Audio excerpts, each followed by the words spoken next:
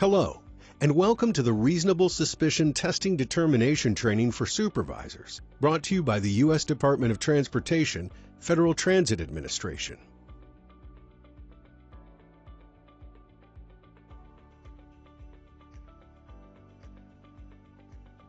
When completed in its entirety, this training video satisfies the FTA training requirement to authorize transit supervisors and other transit officials to make reasonable suspicion testing referrals. Once trained, you are both authorized and obligated to remove safety-sensitive employees from duty when you observe signs and symptoms of probable prohibited drug use or alcohol misuse. You have an important role in preventing injuries and saving lives.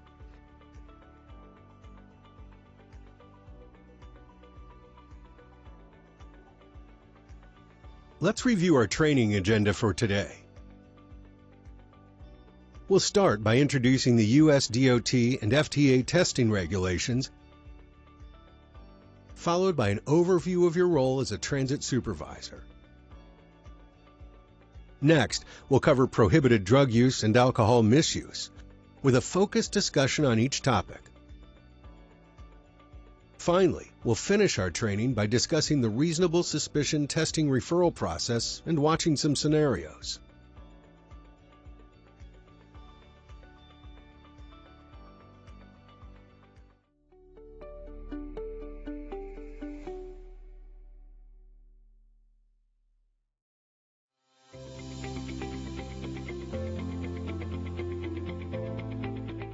Today, we're going to discuss reasonable suspicion testing. Making the decision to refer someone for reasonable suspicion testing is not an easy thing to do, especially if you've worked your way up through the ranks with the same employees who you now supervise. How do you tell an employee, someone you've worked with for years, that you are referring them for reasonable suspicion testing? Today's training is going to give you the tools to do just that. As a supervisor, you are the eyes and the ears of the transit system. And the bottom line here is safety and saving lives. The Federal Transit Administration requires your employer to provide training to supervisors and other company officials to become authorized to make reasonable suspicion testing determinations. This is when signs and symptoms of possible prohibited drug use or alcohol misuse are observed. Today's training will define the term reasonable suspicion, describe the standards for making reasonable suspicion testing referrals, provide guidance regarding how to approach an employee whom you suspect may be impaired, and how to conduct a reasonable suspicion interview. Let's get started.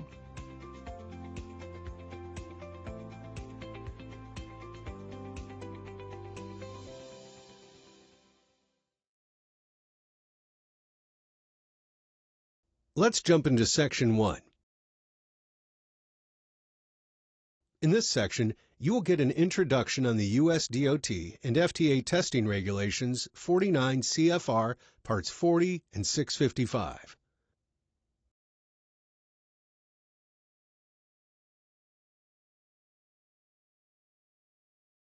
Upon completion of this section, you will be able to discuss the purpose of federally mandated testing in the transportation workplace, identify the applicable federal testing regulations and to whom they apply,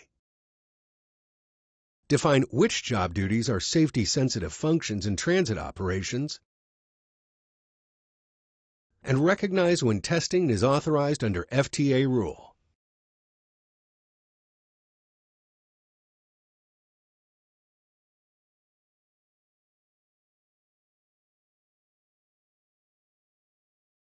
Following two fatal transportation accidents caused by employees impaired from illicit drug use and alcohol misuse, Congress responded by passing the Omnibus Transportation Employee Testing Act of 1991.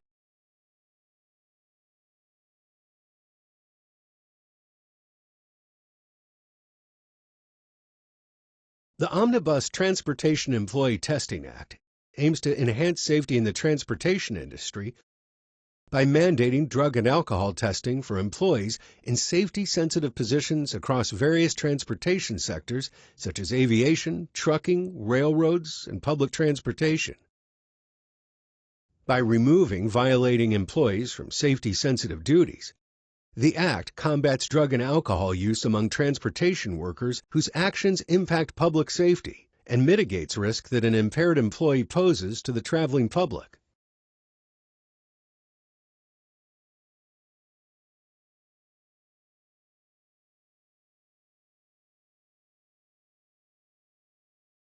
The Omnibus Transportation Employee Testing Act requires the U.S. DOT to implement the regulations mandating the procedures for testing transportation employees. It also requires each of the DOT agency administrations to establish testing rules specific to their industry. These rules define things such as who is subject to testing and when testing is authorized within that industry.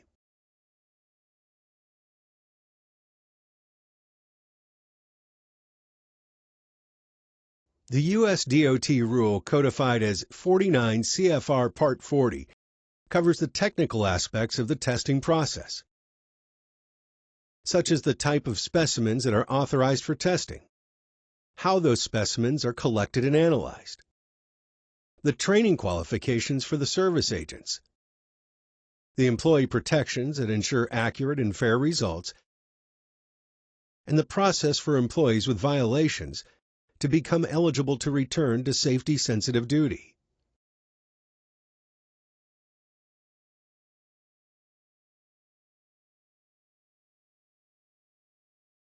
(49 CFR Part 655) titled The Prevention of Alcohol Misuse and Prohibited Drug Use in Transit Operations is the transit-specific rule mandating drug and alcohol testing. This rule covers which agencies are covered by the rule, the transit workplace duties that are defined as safety sensitive, the prohibited substances and prohibited behaviors, the employee and supervisor training requirements, and the circumstances or thresholds that authorize and require the employer to perform FTA testing.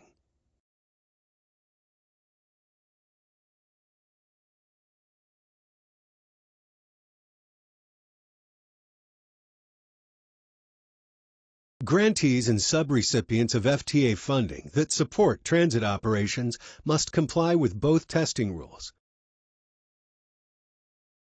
Contractors who stand in the shoes of a funding recipient must also comply. Compliance with both rules is mandatory to receive FTA funds that support public transportation. Transit agencies that do not comply with the testing regulations may put future funding at risk.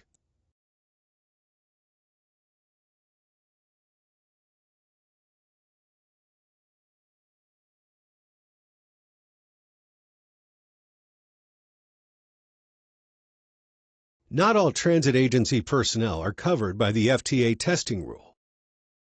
Federal testing is only applicable to employees who perform safety-sensitive functions. Employers are prohibited from testing employees under the federal testing rule who do not perform FTA-defined safety-sensitive functions.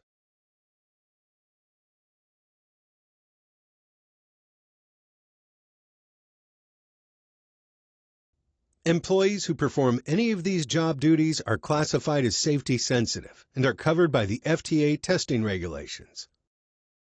Operating a public transportation vehicle, including when the vehicle is not in service.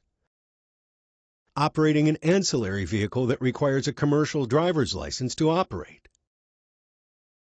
Controlling the dispatch or movement of public transportation vehicles. Performing maintenance on public transportation vehicles or equipment, or carrying a firearm as part of transit security duties.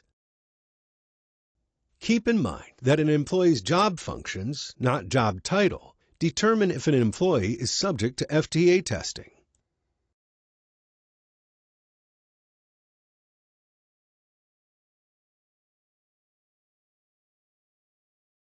These are the circumstances under which FTA testing is authorized and required. Pre-employment testing ensures employees are drug-free prior to their first performance of a safety-sensitive function. Random testing of employees acts as a strong deterrent against the employee's use of prohibited drugs or misuse of alcohol. FTA post-accident testing is required after an occurrence in which FTA thresholds have been met.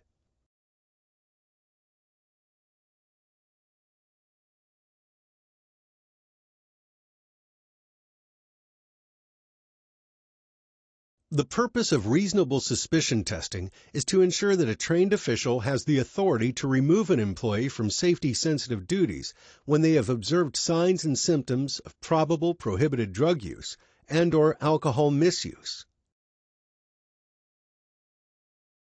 Testing must be based on specific and current indicators that are related to the employee's appearance, behavior, speech, or body odor. The observations must be documented and must maintain on file with the employer for at least 2 years.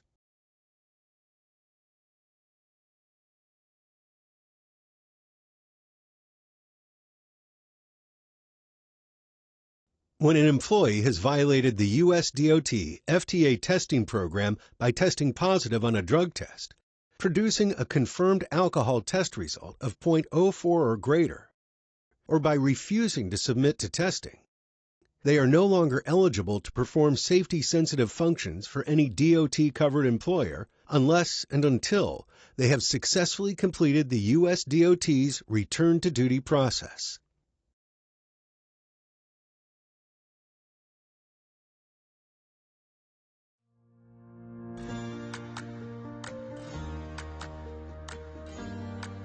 We've come to our first knowledge check.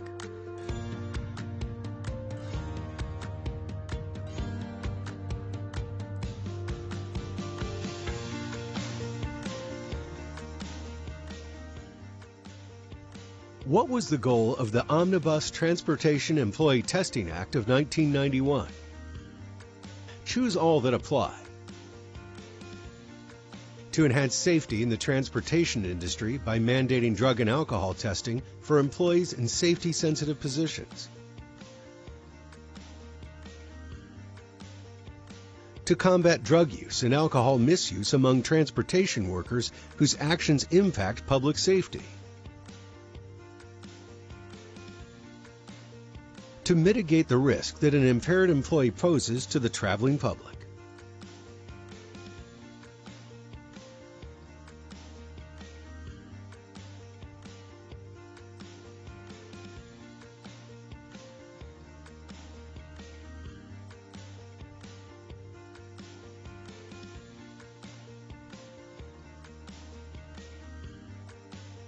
All of these were the goals of the Omnibus Transportation Employee Testing Act of 1991 and continue to be the goals of the U.S. DOT and FTA.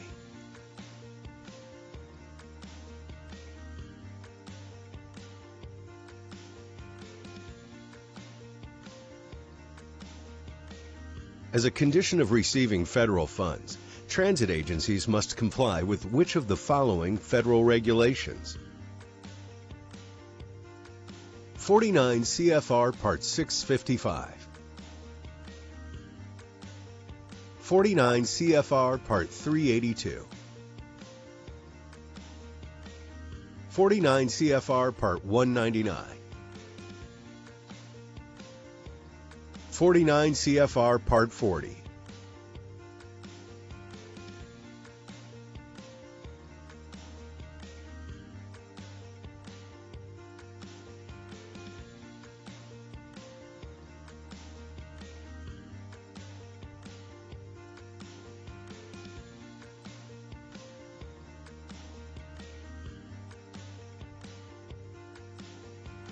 Transit agencies must comply with both the FTA Testing Rule Part 655 and U.S. DOT Procedural Rule Part 40.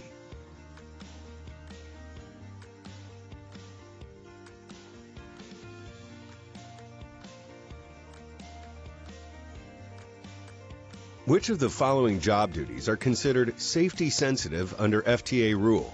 Choose all that apply. replacing brake pads on a transit bus. Teaching a customer service training class.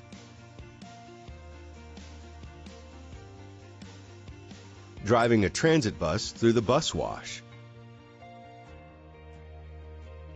Giving turn-by-turn directions to a bus operator.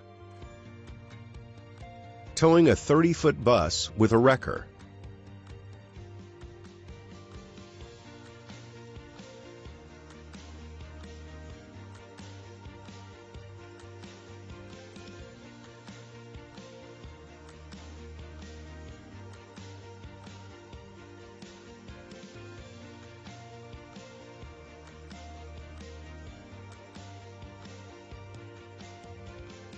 All these functions are safety sensitive, except teaching a customer service training class.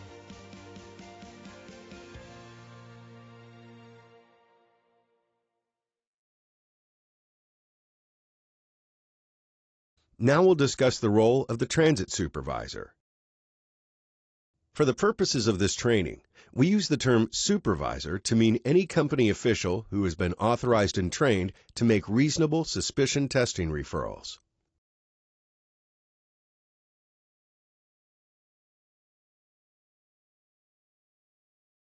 Upon completion of this section, you will be able to describe the FTA training requirement for supervisors, identify transit agency personnel who should receive this training, and define reasonable suspicion under the FTA testing rule, and describe the role of the supervisor.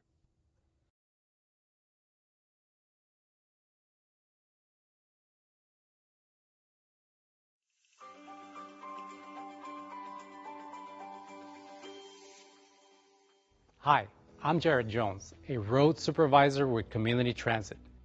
We operate 10 fixed route buses and 5 paratransit buses. It's my job to make sure our safety-sensitive employees are professionally trained and comply with our policies and procedures. I'm a safety-sensitive employee myself. My duties include behind-the-wheel training and occasionally serving as a relief operator. I also respond to accidents and determine when the FTA thresholds for post-accident testing are met. Since my job duties include frequent interaction with our operators, dispatchers, mechanics, and other safety-sensitive employees, I have an opportunity to observe their appearance, behavior, speech, and body odor. That's why my agency has trained me to make reasonable suspicion testing referrals. The management team relies on me to make sure any employee exhibiting signs of impairment is immediately removed from safety-sensitive duties. I need to remain alert and vigilant. If a safety-sensitive employee is impaired and I miss the signs, there's no telling what could happen. It can cost someone their life.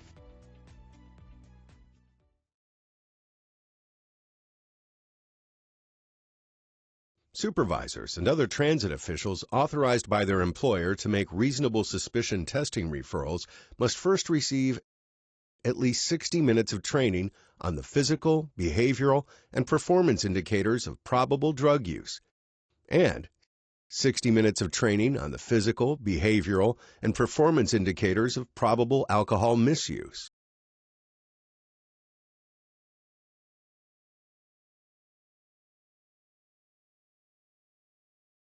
Your employer determines which transit agency personnel become authorized and trained to make reasonable suspicion testing referrals. Good candidates for this training include any supervisor or company official who frequently interacts with safety-sensitive employees, as they are likely to notice changes in an employee's appearance, behavior, speech, and/or body odor, and are readily available to remove an employee from safety-sensitive duties when observations are made. Employers should ensure trained supervisors are available on all shifts and in all safety-sensitive departments.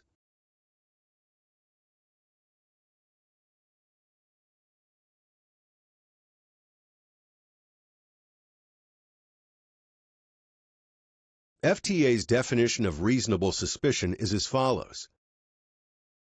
The determination that reasonable suspicion exists shall be based on specific, contemporaneous, and articulable observations concerning the appearance, behavior, speech, or body odor of the covered employee.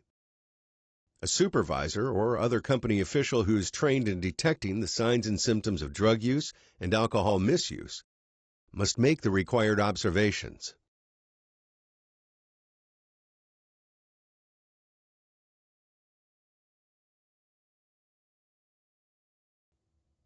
Let's further define some of the key words in the FTA definition of reasonable suspicion. Specific means that you can state specifically what you have observed, such as bloodshot eyes or slurred speech, as opposed to a general observation such as acting funny. Contemporaneous means that your observations are current. You are seeing the signs in that moment. And articulable means that you can explain exactly what you have observed.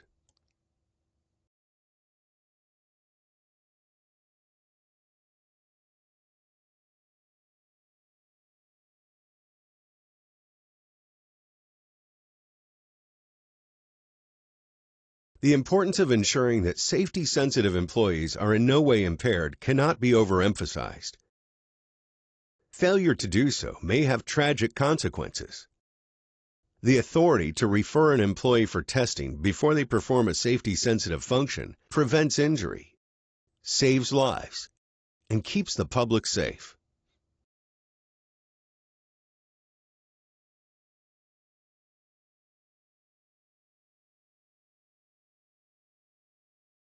Supervisors are the eyes and ears of the transit system, and as such, employers and coworkers rely on them to intervene when an employee is unfit for duty.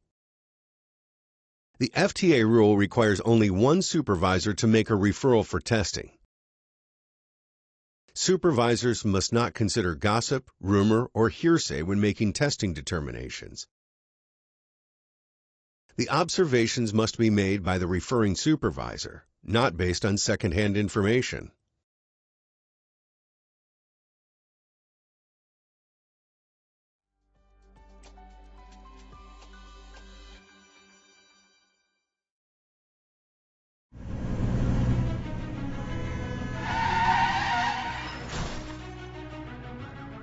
When I am called to the scene of an accident, my job is to determine if it meets the thresholds for FTA post-accident testing. Many accidents are minor and do not require testing. But even if I determine post-accident testing isn't required, my job's not done yet. As a supervisor, I need to carefully observe the driver. If I see any possible signs of impairment, I'll interview the operator to determine if a referral is appropriate. If I decide to refer an employee for reasonable suspicion testing, it must be based on specific and current observations of the employee's appearance, behavior, speech, and body odor. I can't make a referral based solely on gossip, a rumor, or a complaint from another person. It must be observed. Once I make a decision to refer an employee for reasonable suspicion testing, it must take place immediately, and I must fully document the observations that led to the referral for testing. The purpose of this training is to equip supervisors with the tools necessary to determine whether reasonable suspicion exists to require a safety-sensitive employee to undergo testing. We will review the signs to watch for and what actions to take when we suspect an employee might be under the influence at work.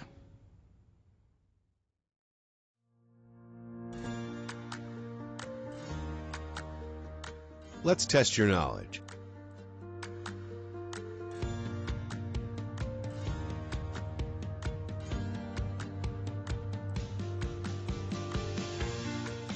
Which of the following transit personnel should be trained and authorized to make reasonable suspicion testing determinations?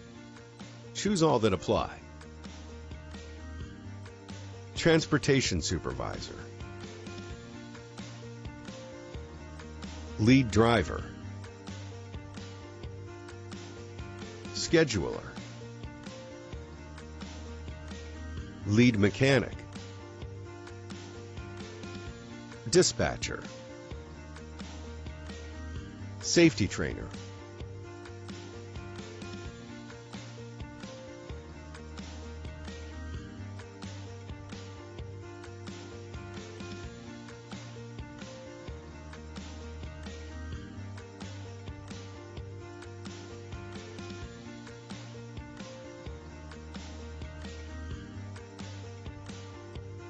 Although your employer determines who is trained and authorized, all the transit personnel listed would be good candidates for reasonable suspicion training because they have frequent interaction with safety-sensitive employees.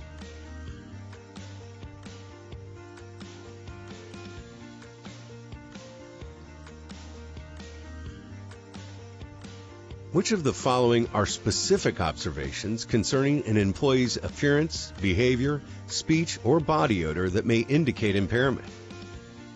Choose all that apply.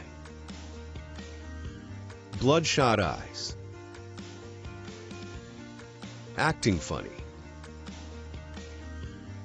slurred speech, dilated pupils, insubordination, odor of alcohol on breath,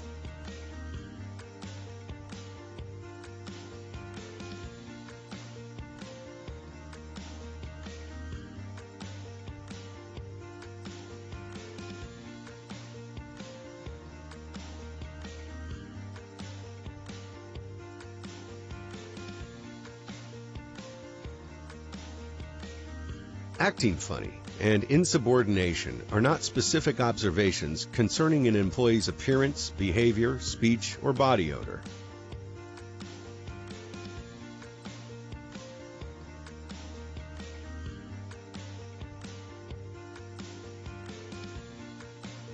Next, determine if you believe these statements are true or false. A trained supervisor has the authority to refer an employee for reasonable suspicion testing without needing to obtain approval from another company official or manager.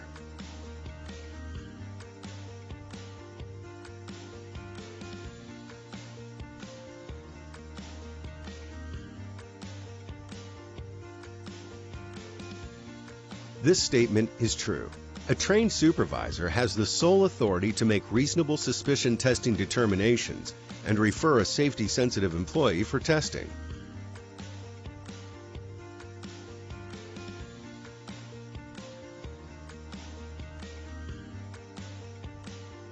True or false?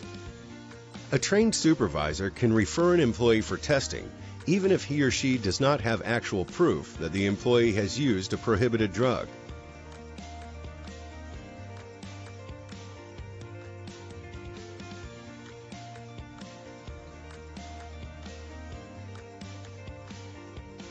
This statement is true. The threshold authorizing testing is reasonable suspicion based on the observations made by a trained supervisor.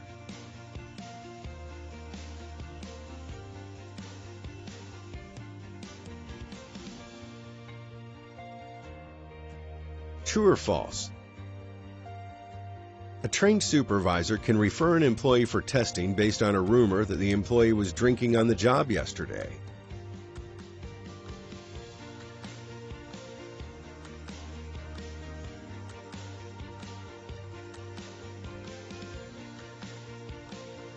This is false for a few reasons. Referrals for testing cannot be based on rumor, gossip, or hearsay. Additionally, the observations must be made directly by a trained supervisor, and they must be contemporaneous, meaning that they are being observed in that moment.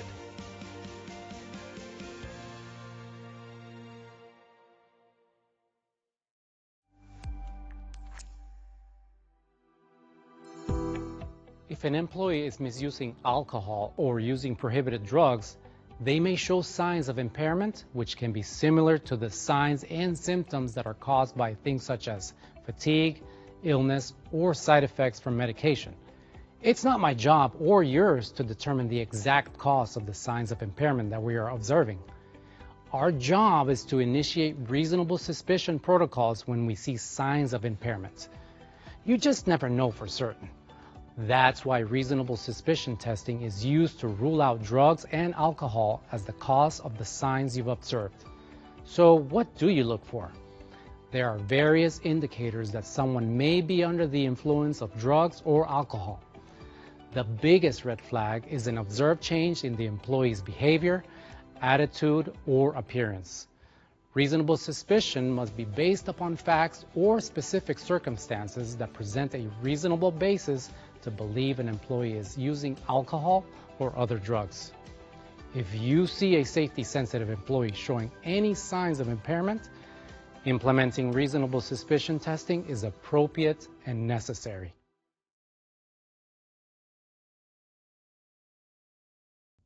In Section 3, we'll focus on the 5 prohibited drug classes included in the U.S. DOT and FTA testing program.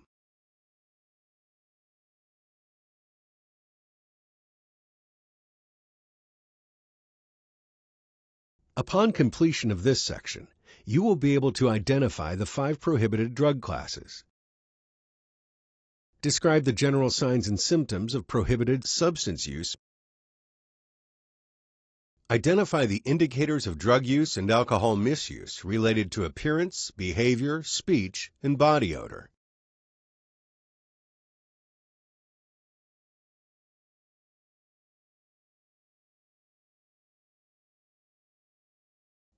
The U.S. DOT testing panel includes these 5 prohibited drug classes: amphetamines and the subclass of methamphetamine and the metabolites of ecstasy, cocaine and its rock form, crack cocaine, marijuana and various extracts including oils, resin compounds, and hashish. Opioids includes naturally derived opiates and the semi-synthetic opioids hydrocodone, hydromorphone, oxycodone, and oxymorphone. Phencyclidine, PCP in all its forms, pills, powder, or liquid.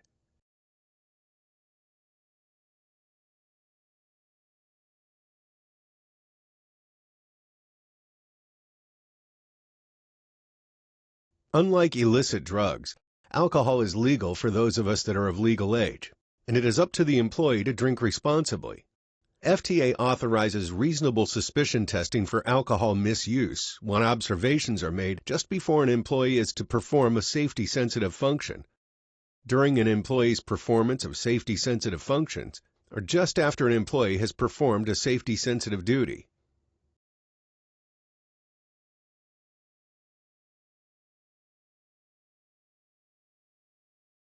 Safety-sensitive employees can be tested for drugs anytime they are on duty. We will cover the specific signs and symptoms of each prohibited drug class and alcohol misuse in upcoming sections. But here are some general signs of impairment that a supervisor may observe in relation to an employee's appearance, behavior, speech, or body odor. In the appearance category, profuse sweating, dilated pupils, constricted pupils, a flushed face, bloodshot eyes, glazed eyes, needle marks, and trembling hands are examples. In the behavior category, examples include the lack of motivation, poor decision-making, short attention span, bursts of energy, lethargy, poor coordination, slow reaction time, and jittery movements. An impaired employee might exhibit slurred or incoherent speech, or might be rambling or mumbling. The odor of alcohol in the breath or the smell of marijuana on their clothing may also be noticed.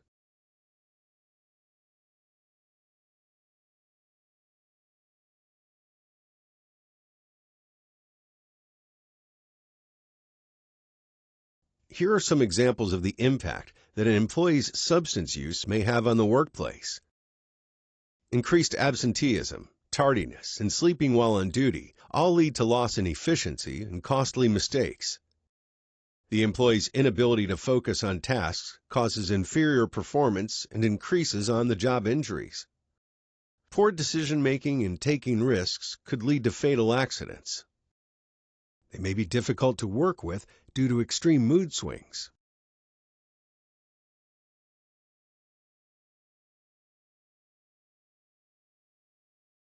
Most drugs in the prohibited classes can be administered in more than one way. Let's explore the different routes of administration and the equipment or paraphernalia used. Some drugs are taken orally as a tablet, capsule, or as an edible. Others are used intranasally or snorted.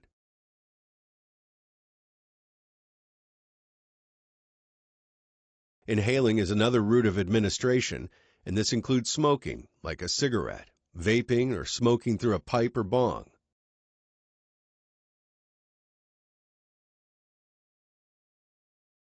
And the last route of administration is intravenously, which is to inject the substances into a vein.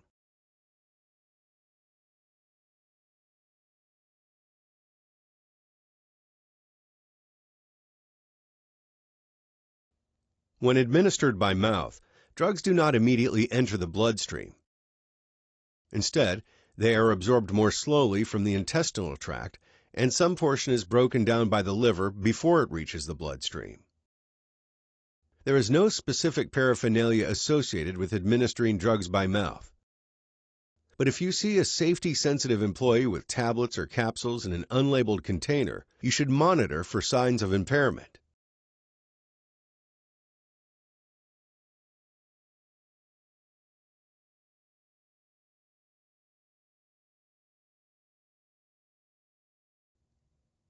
Although there can be some prescription medications that can be administered intranasally, there are no prescription drugs that are snorted as a powder. Nasal membranes are thin, and substances administered through the nasal passages pass into the blood without being processed by the liver first, as they would be with oral administration. The drug most commonly associated with this method of administration is cocaine. But several forms of the drugs that fall into the prohibited classes can be snorted, including heroin and other opioids. The user will crush or chop the drug to maximize absorption, and then use a razor blade, playing card, or credit card to form a line with the powder that can be snorted into the nose through a rolled dollar bill or straw.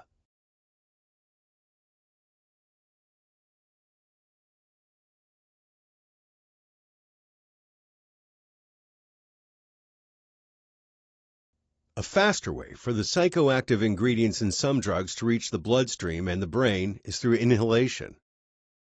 Inhalation produces a faster rise and faster fall in the levels of a substance's psychoactive ingredients. This method of administration has a far greater potential for addiction. Methods of inhalation differ within the drug classes, as does the associated paraphernalia. Glass pipes may be used to smoke crystal meth, crack cocaine, or PCP. Crystal meth and certain forms of heroin can be vaporized by heating the substance on aluminum foil and inhaling the vapors through a glass tube or straw. Rolling papers are used to roll the dry buds of the marijuana plant into a joint for smoking. Pipes, vape pens, and water bongs are also used for smoking marijuana. PCP is often consumed by dipping a cigarette or joint into liquid PCP and then smoking the laced cigarette.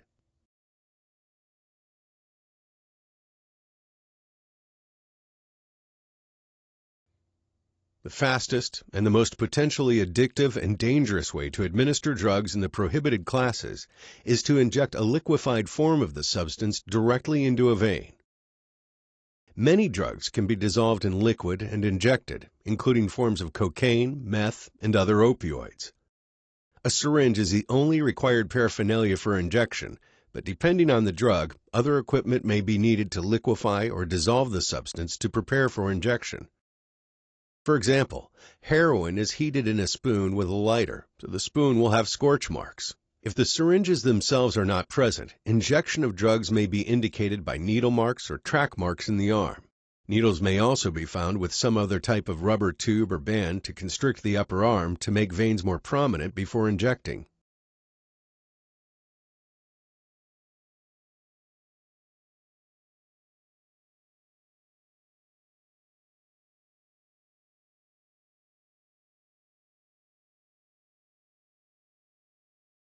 While not specifically used as a tool for administration, there are some items that may be found among the belongings of those who use drugs, such as breath fresheners used to cover up the odor of alcohol or smoke that may be a sign of drug use.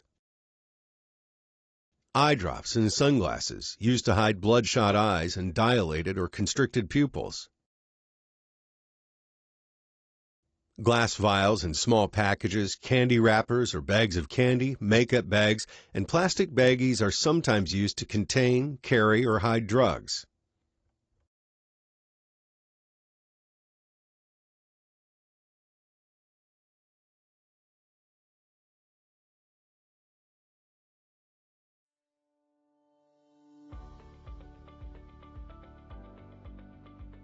It's time for another knowledge check.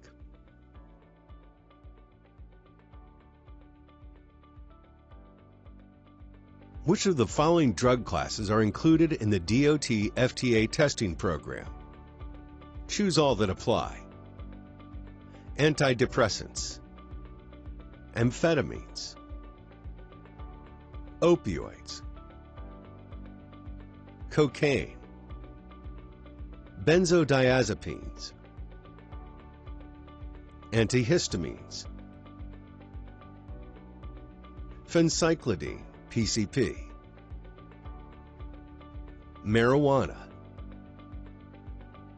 SSRIs.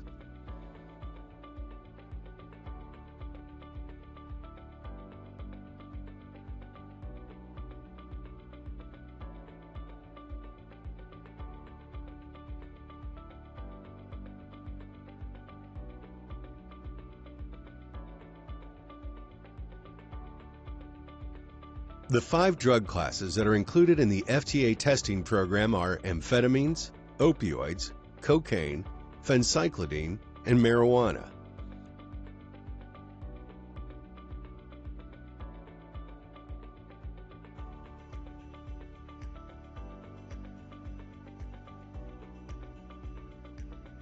It is allowable to test for alcohol anytime a safety-sensitive employee is on duty.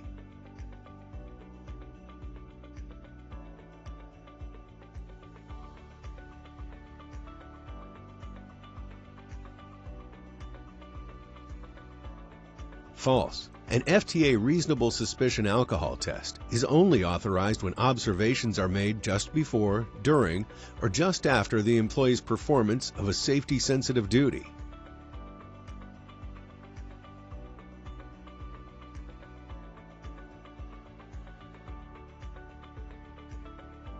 What is something that might be found in relation to someone covering their alcohol misuse or drug use while on duty?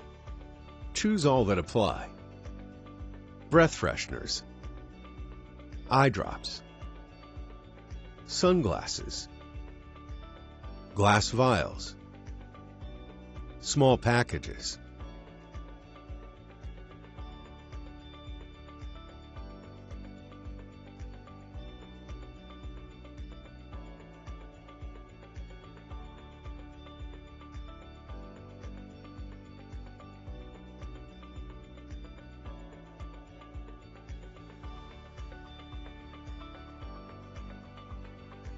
All of these items could be correlated with someone trying to cover their tracks. Remember, just because someone is using eye drops or breath fresheners does not mean they are using drugs or alcohol.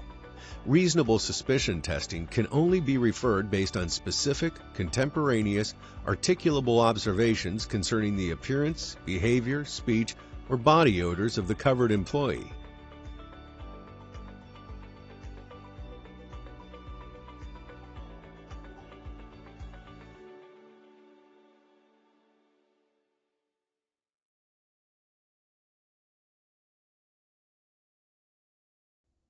Now let's take a deeper dive into a discussion about prohibited drugs.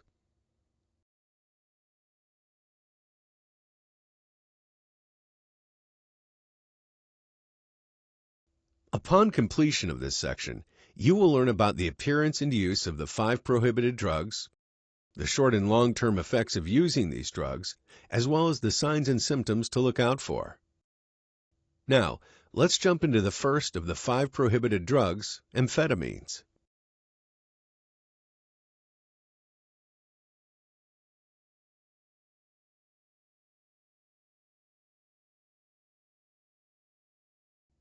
As previously stated, amphetamines are stimulants that can have a variety of slightly different chemical forms.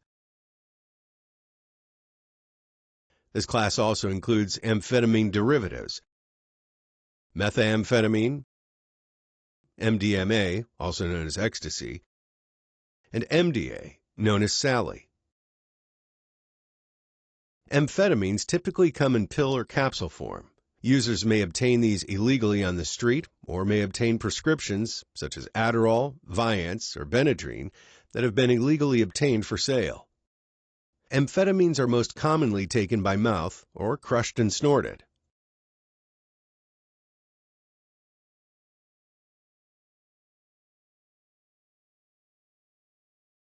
Methamphetamine is usually ingested as a white, bitter-tasting powder or a pill. Crystal methamphetamine is a form of the drug that looks like glass fragments or shiny bluish-white rocks. People can take methamphetamine by mouth, in tablet or capsule form, or by snorting or injecting powder that has been dissolved in water or alcohol. Crystal meth is heated and then smoked in a glass pipe.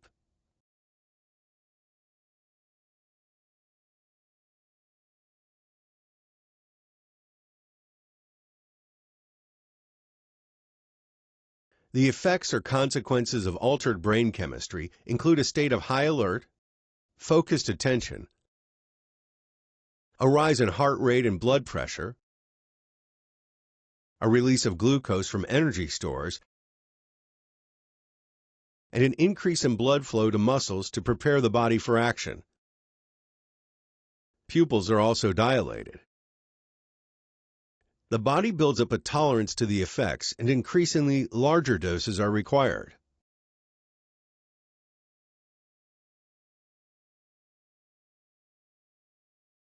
Side effects can also include headaches, nausea, severe anxiety, lack of appetite, teeth grinding, rapid breathing and heart rate, dizziness, high blood pressure, and increased body temperature.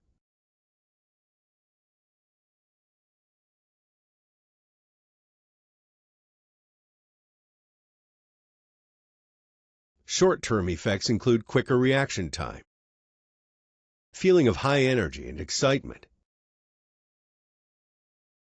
increased concentration and attentiveness, and feeling of euphoria. Long-term effects include racing thoughts, paranoia, violent behavior, craving for the drug, obsessive behavior, and hallucinations.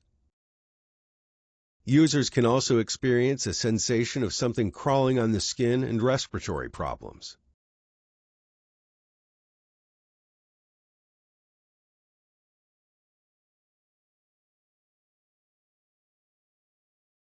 An observer may notice that a user of amphetamines or methamphetamines exhibits uncharacteristic talkativeness, fidgeting, and sweating, or may have dilated pupils, shaky hands, and difficulty concentrating.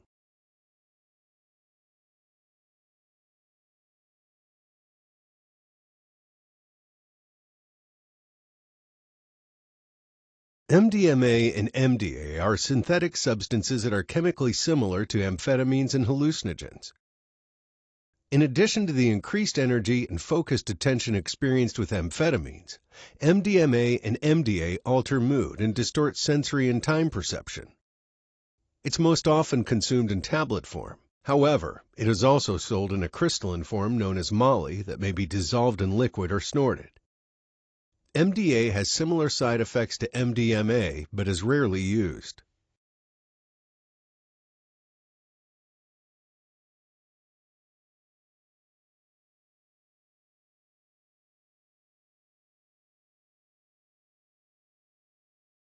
Effects of MDMA and MDA can include increased energy, empathy or feeling of closeness with others, reduced anxiety, increased emotionality, mild hallucinations, and altered sense of time, sensation, and perception.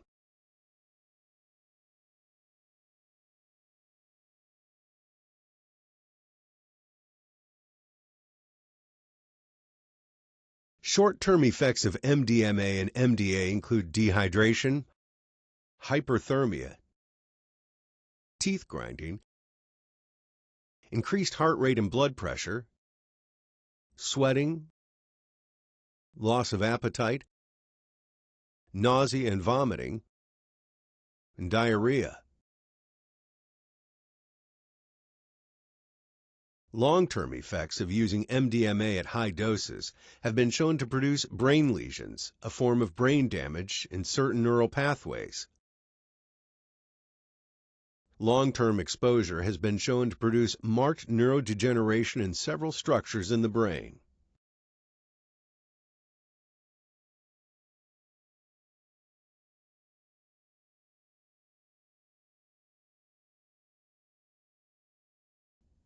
Next up in the 5 prohibited drug classes is cocaine. Cocaine is a strong stimulant extracted from the coca plant. It is very addictive and was once used as an anesthetic. It is occasionally used medically in a topical form to numb the lining of the mouth before certain surgical procedures. Cocaine primarily increases the levels of dopamine in the brain, similar to amphetamines.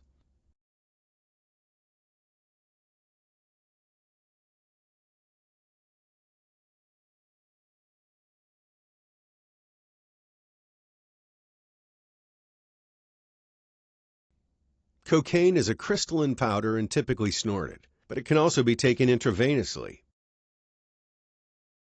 Another form of cocaine, crack cocaine, is derived from the powder form of cocaine. Through a complex process that combines it with water and another substance, usually baking soda, crystalline rocks are produced that are then smoked in a glass pipe.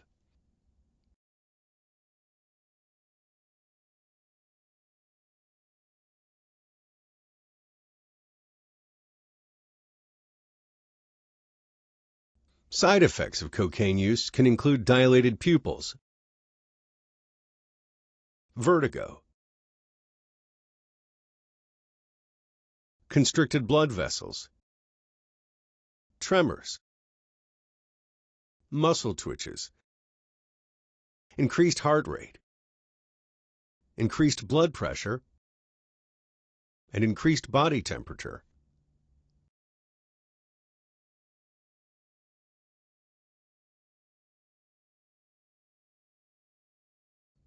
Additional short-term effects include a sense of well-being, clarity, euphoria, and increased energy, which can give way to an unpleasant sense of restlessness and inflated self-esteem.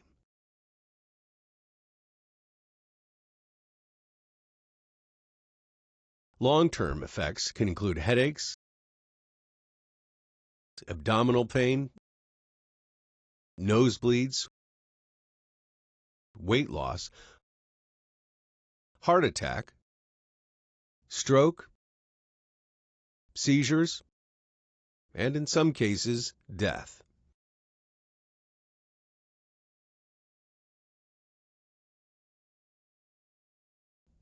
Many of the signs of cocaine use are the same as the signs for amphetamine use.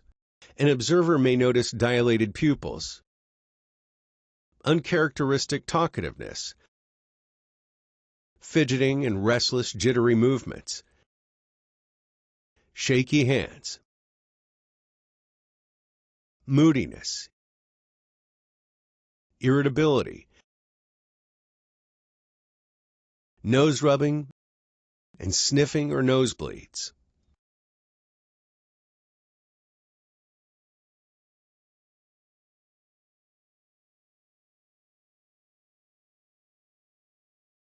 Next up is marijuana. Also known as cannabis, marijuana is a psychoactive drug from the cannabis plant. The primary psychoactive ingredient is THC. Marijuana also contains a variety of other substances called cannabinoids, which affects areas of the brain that control memory, coordination, perception, and judgment. Like many other drugs that have the potential for abuse, marijuana indirectly boosts dopamine in the brain's reward circuits. The severity of the effects depends on how much of the substance is consumed or inhaled.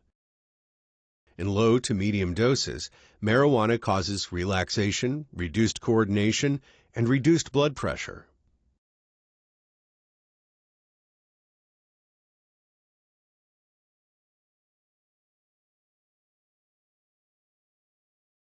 Physical effects of marijuana include elevated heart rate, bloodshot eyes, dry mouth, increased appetite, reduced memory and concentration, alerted senses, poor perception, and respiratory and sinus infection.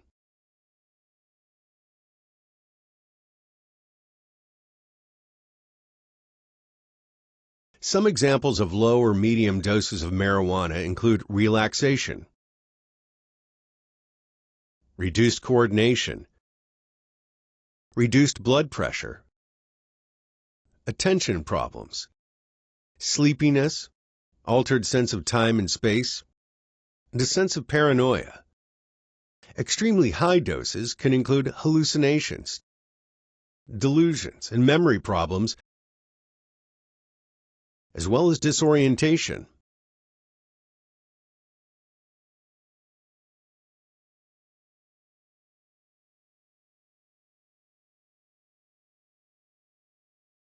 There are many different appearances and uses of marijuana. Dried flowers, leaves, are rolled and smoked like a cigarette, called a joint, or a cigar sometimes called a blunt, or in a pipe or bong. The term edibles refers to food or beverages that have been infused with THC. These are sold in dispensaries, where legal in certain states, or can also be made at home. When ingested by vaping, the psychoactive ingredient in marijuana is easily dissolved and can be used in vaping pens. This method has become increasingly popular. Resin extracted from the marijuana plant can be rolled into bars, sticks, or balls, typically called hashish or hash. Finally, hash oil is highly concentrated and is usually consumed by smoking, vaporizing, or eating.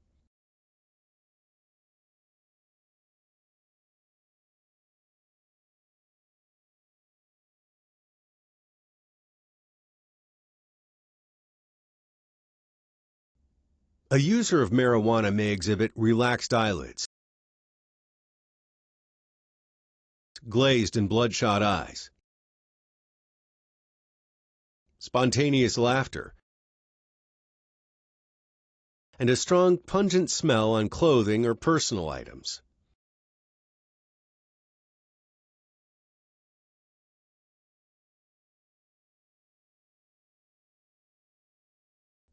The next class is opioids. The term opioids refers to members of this class that are naturally derived from the opium plant, such as codeine, morphine, and heroin. The opioid class also includes the semi-synthetic opioids hydrocodone, hydromorphone, oxycodone, and oxymorphone.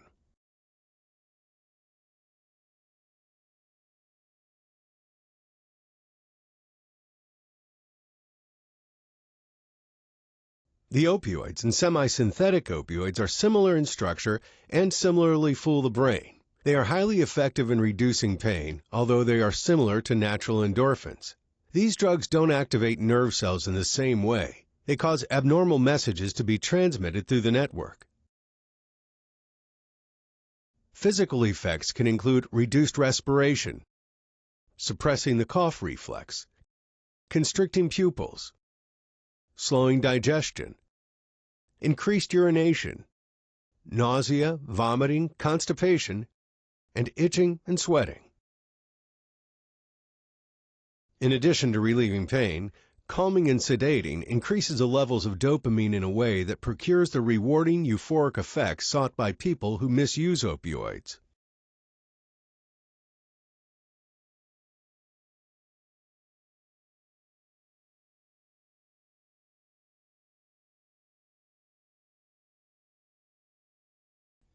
In medical practices, morphine can be prescribed for the short-term relief of moderate to severe pain. Morphine comes in several forms, including tablets, liquids, or patches. This includes codeine, that is mainly used to treat pain and coughing, but also can be commonly used as a recreational drug. Outside the medical field, heroin is one of the most potent illicit drugs and is illegal in all instances. It is sold as a white powder that is snorted or melted into liquid for intravenous injection. Black tar heroin is a sticky tar-like substance that can range in color from deep brown to black and is often heated on aluminum foil, and the vapors are inhaled through a tube.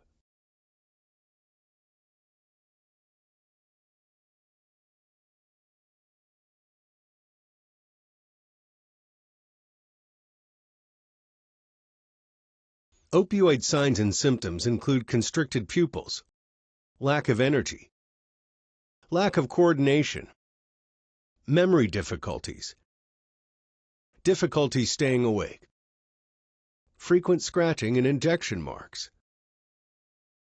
Signs of withdrawal can be different and look like irritability, mood swings, and a sudden onset illness.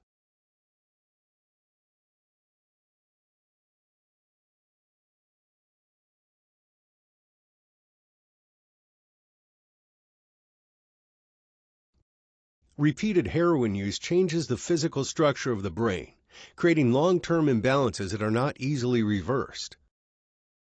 Heroin produces profound levels of tolerance and physical dependence and affects decision-making abilities and the ability to regulate behavior and responses to stressful situations.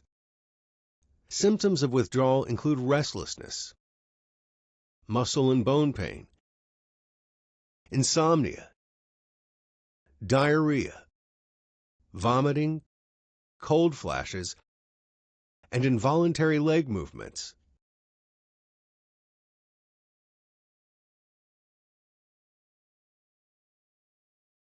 And finally, we'll discuss phencyclidine, also known as PCP. PCP is a powerful and extremely dangerous anesthetic drug that induces hallucinations and feelings of detachment from one's surroundings.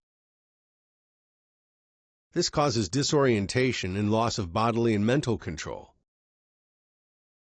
Not only can PCP lead to mental health issues such as severe depression, it has also been linked to violent and aggressive actions, suicide, and accidental death. PCP was originally developed as a surgical anesthetic, but due to the unpredictable and extreme psychological effects, it was discontinued for human use.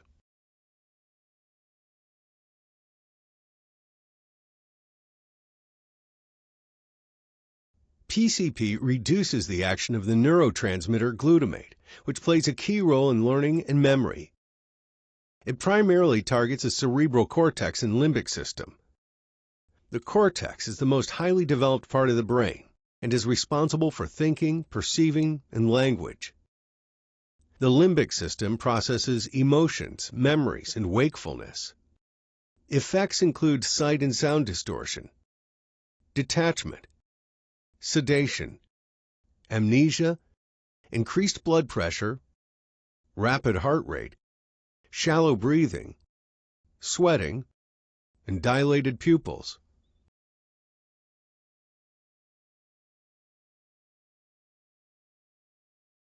PCP at different doses can have different effects. Low to moderate doses can give the feeling of detachment, slurred speech, numbness, and loss of coordination. In high doses, the effects include hallucinations and catatonic posturing, which is when a person assumes a bizarre posture and maintains it over a long period of time. Long-term heavy use can cause impairment in thinking and memory, anxiety, depression, and suicidal thoughts.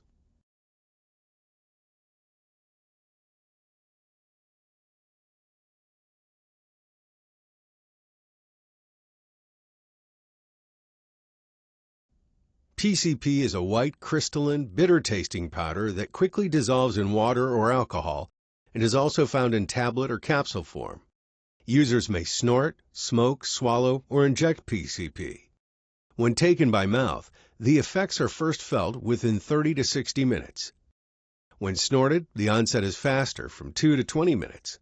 When smoked or injected, the effects are felt almost immediately. The duration of the effects depends on the dose and the method of administration. The typical range is from 4 to 8 hours, with after effects being felt for up to 24 hours.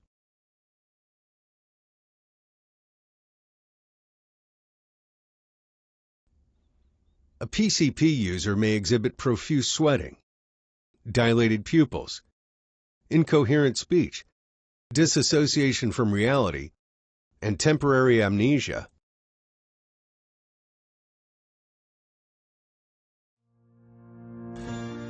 Let's test your knowledge.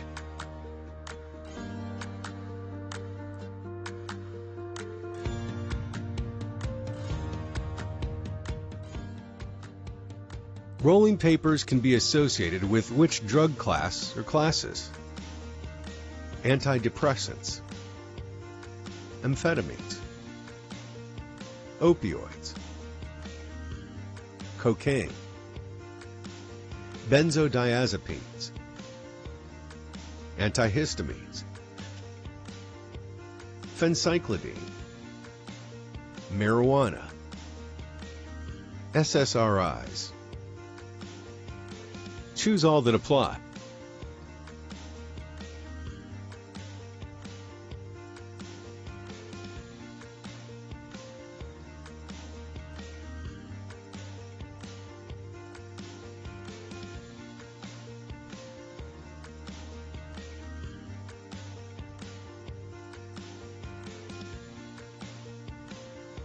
Rolling papers are most commonly associated with marijuana, but they are also associated with PCP. Users may spray and roll a variety of herbs for smoking.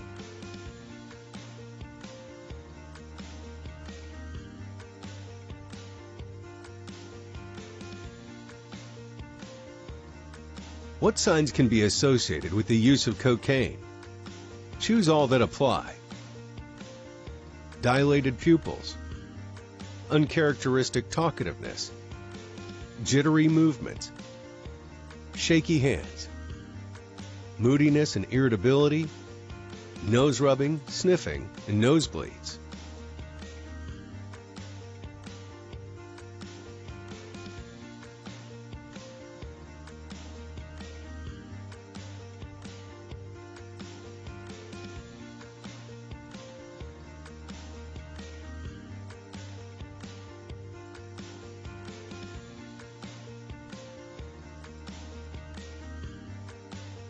Typical signs associated with the use of cocaine include dilated pupils, uncharacteristic talkativeness, jittery movements, shaky hands, moodiness and irritability, nose rubbing, sniffing, and nosebleeds.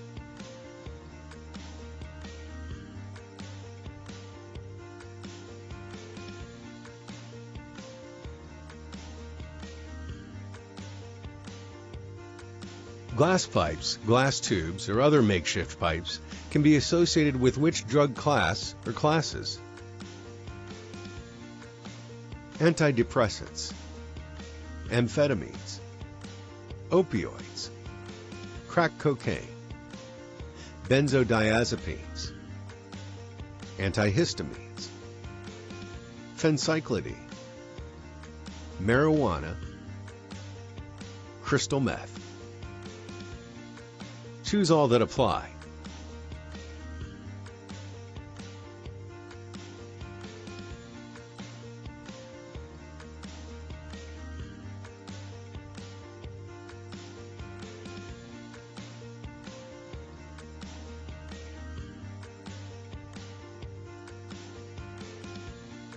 Crack cocaine, crystal meth, opioids, and PCP are all drug classes associated with glass pipes or tubes.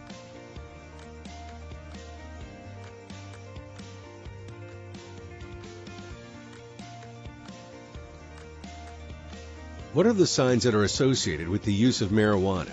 Choose all that apply.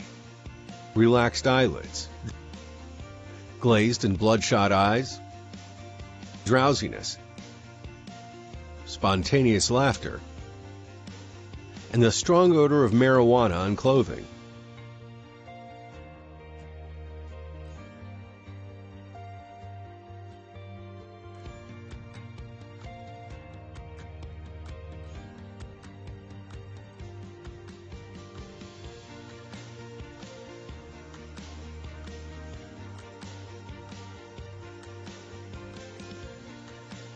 Signs associated with the use of marijuana can include relaxed eyelids, drowsiness, glazed and bloodshot eyes, spontaneous laughter, and the strong odor of marijuana on clothing.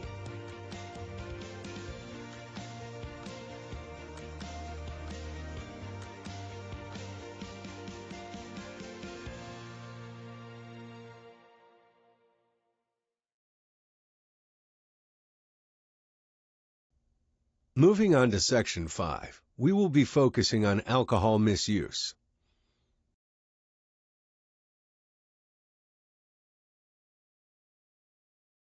Upon completion of this section, you will be able to identify the alcohol prohibitions under FTA rule and when alcohol testing is authorized.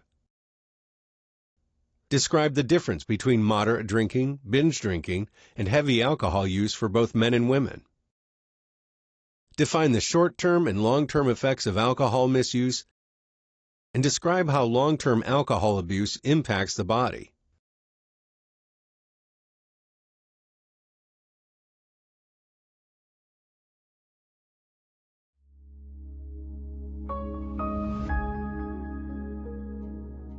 There was a time in my life when drinking was fun, but then drinking alcohol became a coping tool. And I soon found the need to drink just to deal with everyday life. Ironically, drinking alcohol led to relationship problems and financial issues, and it made everyday life more difficult, not easier. I promised myself I would never let it get to the stage of addiction, but it got out of control and I became alcohol dependent. Alcoholism and substance abuse don't have a common face. It is a universal disease that can affect anyone. Ask for help because it really can save your life. I enrolled in our employee assistance program to get help. It provided the confidential counseling and other resources I needed. Now I'm back on my feet and life is good again.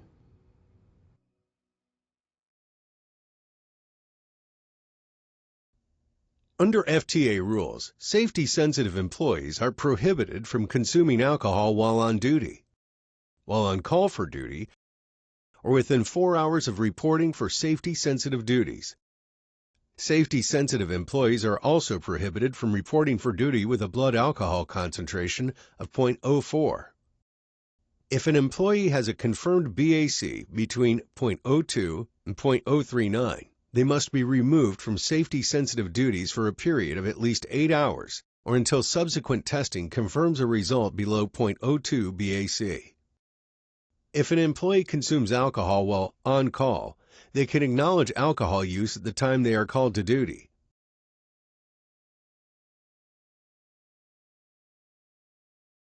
When someone drinks alcohol, their degree of impairment is related to the person's blood alcohol concentration, or BAC. BAC is the measurement of the alcohol in the blood relative to the amount of blood in our system. Let's explore how BAC is measured, the level of impairment one may experience at varying BAC levels, and how long it takes the body to metabolize alcohol.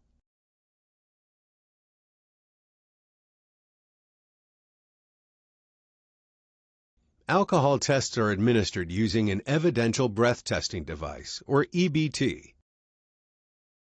The device uses a breath specimen to measure the alcohol content in the person's blood. The BAC is expressed in percentages. For example, a BAC of 0.10 means that there is 1 part alcohol for every 1,000 parts blood.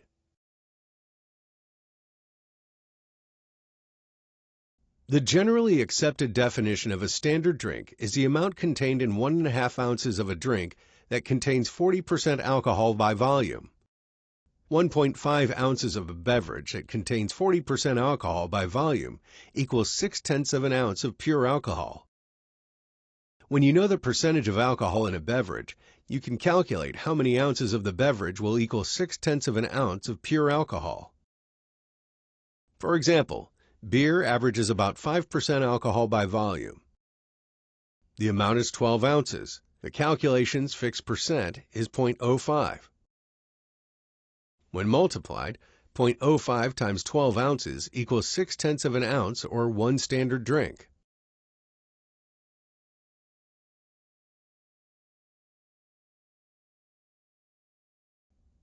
Now that we have defined a standard drink, how many drinks would a person need to drink to have a BAC of 0.10? There is no one-size-fits-all. The concentration of alcohol in your blood after drinking a standard drink depends on how much blood you have in your system, and that depends on your gender and weight. Try out the Texas Alcohol Beverage Commission's chart called Know Your Limit shown here. This chart provides BAC estimates for the number of drinks consumed in an hour by gender and weight.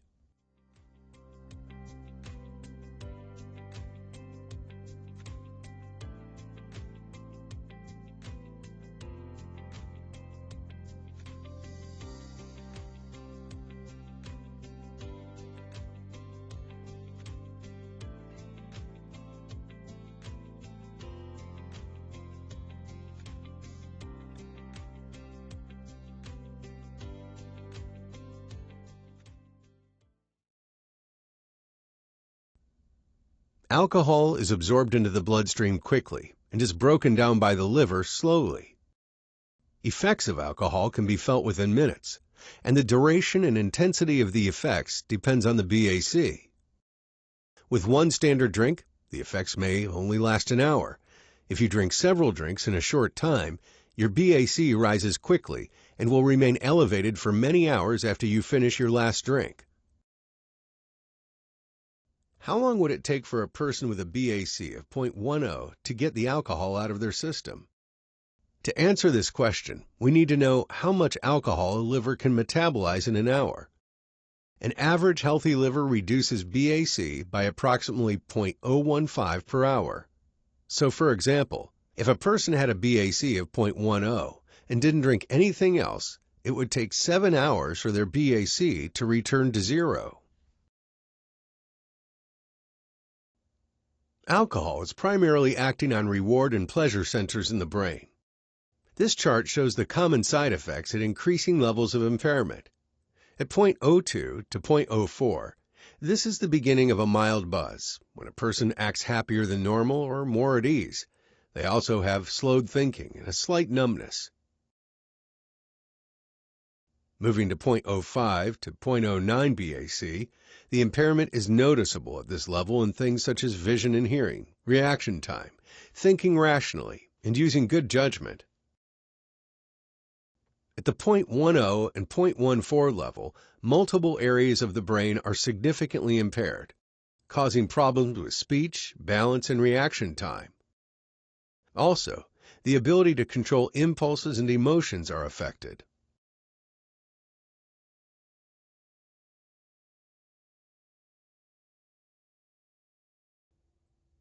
With a BAC of 0.15 to 0.19, all the effects of the lower levels are stronger, including unchecked emotions, impaired judgment, lack of motor control, and inability to speak clearly. Reflexes are delayed, and individuals may have trouble standing up. At 0.2 to 0.24, standing may no longer be possible, and the risk of severe injury is high. The person is likely to be dazed, confused, and disoriented. Many people will have intense nausea, and memory blackouts can occur at this level. When the BAC level reaches 0.25 to 0.30, the level of intoxication is dangerous. Automatic bodily functions are impaired, including breathing, heart rate, and blood pressure. The gag reflex inhibition can result in death by choking on vomit, or one can experience the loss of control over the bladder. At point 40, alcohol has turned off communications in the brain, and coma or death is possible.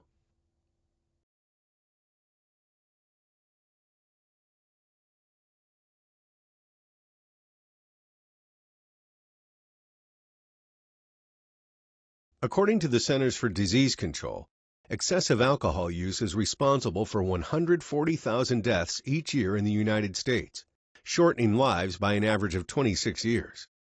1 in 5 deaths among adults ages 20 to 49, and $249 billion plus in economic cost are attributed to alcohol misuse each year.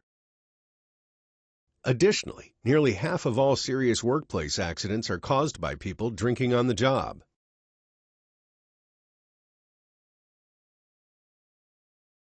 The U.S. Department of Health and Human Services defines moderate drinking as 1 drink per day for women and 2 drinks per day for men.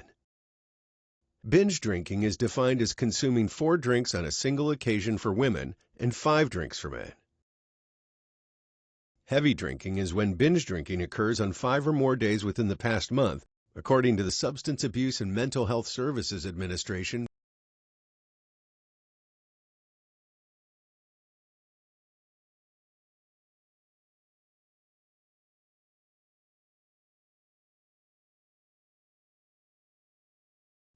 Psychoactive ingredient and effects.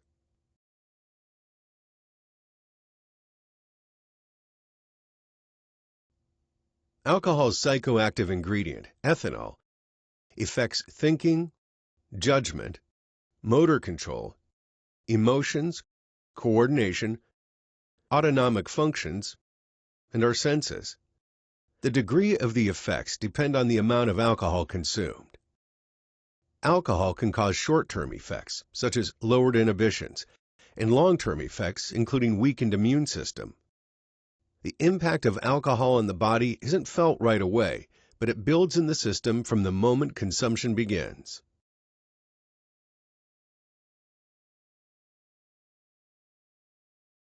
There are many short-term and long-term effects that alcohol has on the body. A few short-term effects are feelings of relaxation or drowsiness, a sense of euphoria or giddiness, changes in mood, lowered inhibitions, impulsive behavior, slow or slurred speech, nausea and vomiting, diarrhea, head pain, changes in hearing, vision, and perception, loss of coordination, trouble focusing or making decisions, loss of consciousness or gaps in memory, often called a blackout.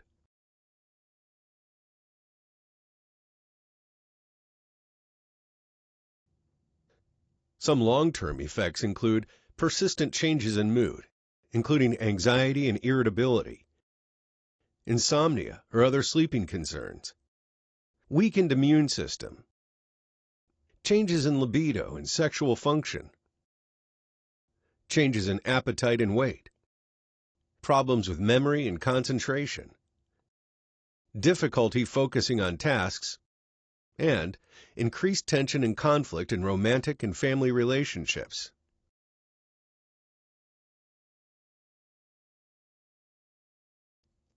Abusing alcohol has long-term impacts on the body. The risk of oral and esophageal cancers increases. Heavy alcohol use also increases the risk of developing dilated cardiomyopathy, enlargement of the heart. Alcohol abuse is the direct cause of more than 80% of all cases of chronic pancreatitis intake. Alcohol prevents the body from effectively utilizing useful minerals and not allowing the muscles to maintain their functionality. Persistent alcohol intake can impair the lining of the lungs and increase the likelihood of developing pneumonia due to weakened immune system. Excessive alcohol intake can cause the inflammation of stomach and intestinal lining. After prolonged periods of consistent alcohol intake, the endocrine system becomes less effective.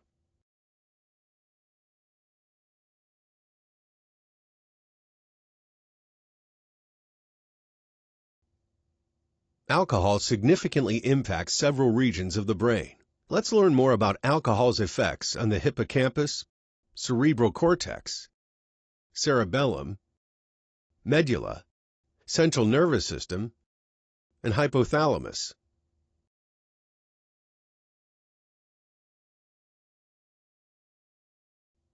When alcohol reaches the hippocampus, it decreases the electrical activity of neurons by binding to specialized proteins or receptors that are embedded in the neuronal membrane. The decreased firing of impulses in the hippocampus disrupts the formulation of the short-term memory and accounts for the subsequent blackouts experienced the next day. Since memory is controlled here, long-term use can permanently damage the hippocampus, making it difficult to learn.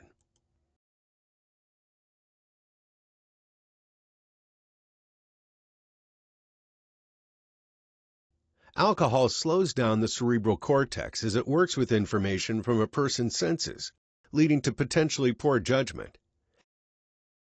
Alcohol also depresses inhibition, leading one to become more talkative and more confident.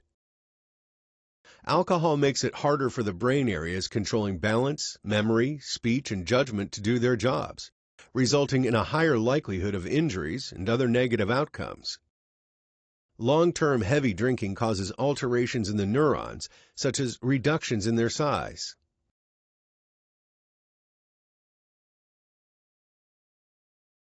Alcohol can have a negative effect on the cerebellum, an area of the brain responsible for coordinating movement and learning. Alcohol can slow your reflexes or make you lose your balance.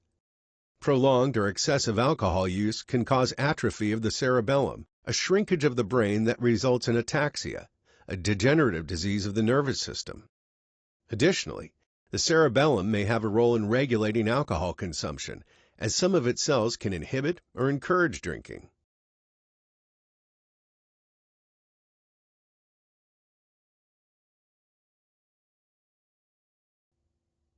Alcohol also affects the medulla, an area of the brain that handles automatic functions such as breathing, consciousness, and body temperature. By acting on the medulla, alcohol can induce sleepiness, slow breathing, and lower body temperature, which can be life-threatening.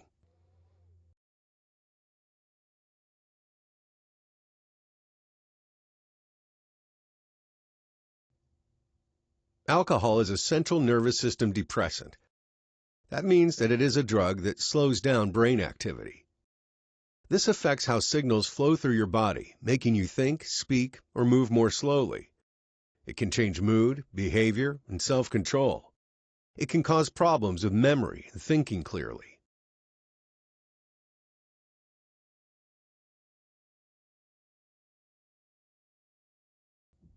Alcohol affects the hypothalamus, a small part of the brain that regulates many bodily functions. Alcohol can upset the work of the hypothalamus by altering blood pressure, hunger, thirst, urination, body temperature, and heart rate. Alcohol can also interfere with the hormone system that is controlled by the hypothalamus and the pituitary gland. This can affect blood sugar levels, reproductive functions, calcium metabolism, bone structure, digestion, and stress response.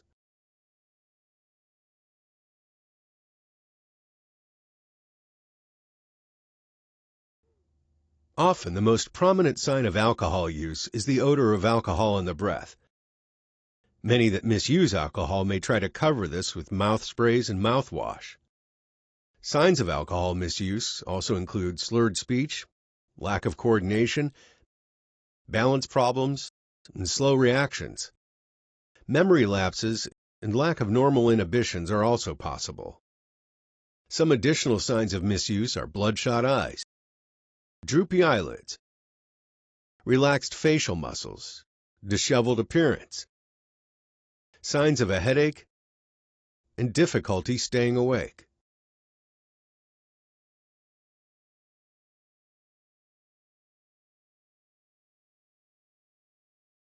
Sudden and dramatic changes in behavior of an employee could be a sign of alcohol misuse. For example, a normally quiet employee may become loud or showy when under the influence. or a normally jovial and outgoing employee might become moody and argumentative.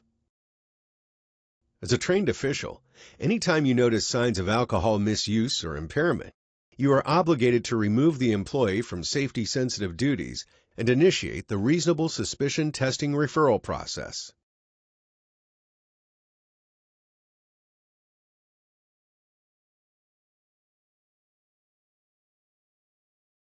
Heavy alcohol consumption can lead to problem drinking.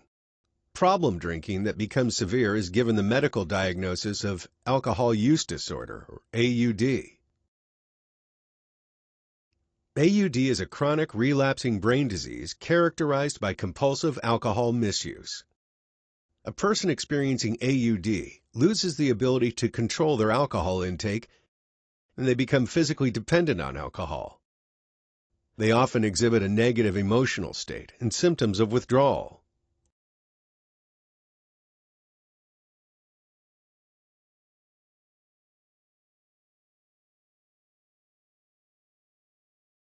As a person loses control over their ability to choose the times and places they drink, they are more likely to drink alcohol within 4 hours of reporting for duty, and they are more likely to drink an excessive amount that would take many hours to clear their system. As they become more dependent on alcohol, they may even begin to drink while on duty.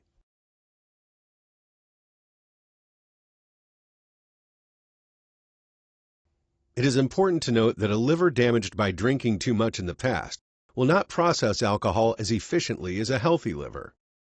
The liver is the organ responsible for processing and storing nutrients in the body.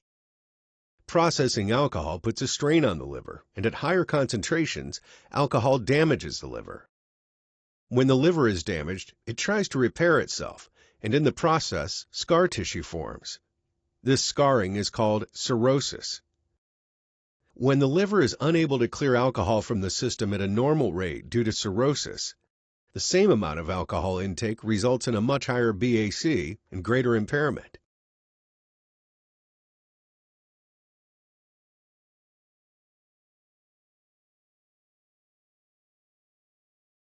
When it is necessary to make a referral, keep this in mind. For people who have a problem with alcohol, being referred for reasonable suspicion testing can be the first step in getting them the help they need. Many different types of interventions are available. These include Alcoholics Anonymous, AA, or other peer-led programs and professionally led behavioral treatments. The National Helpline is included on the screen, as well as the 988 Suicide and Crisis Lifeline.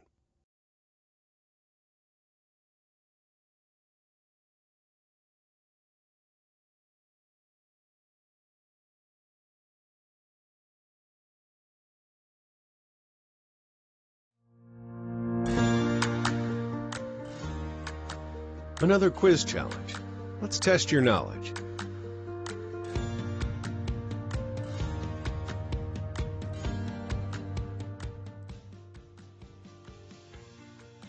If an employee has a confirmed BAC between .02 and .039, they must be removed from safety-sensitive duties for a period of at least blank hours or until subsequent testing confirms a result below .02 BAC.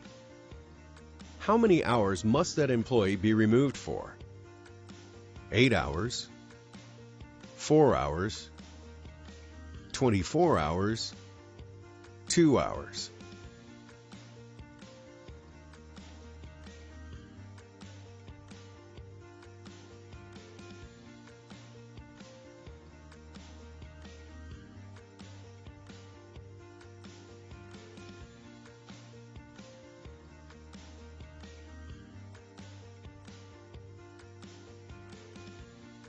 The answer is the employee must be removed from safety-sensitive duties for a period of at least 8 hours if they did not choose to do subsequent testing, confirming a result below .02.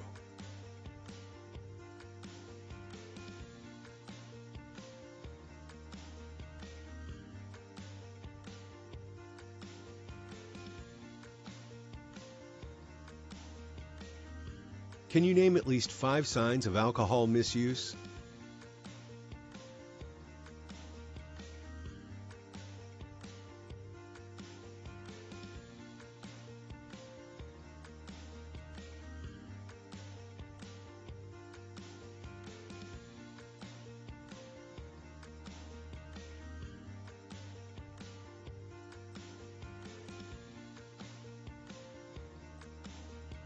Did you guess any 5 of these? Smell of alcohol in the breath. Slurred speech. Lack of coordination. Slow reactions. Talking loudly. Bloodshot eyes. Droopy eyelids. Disheveled appearance.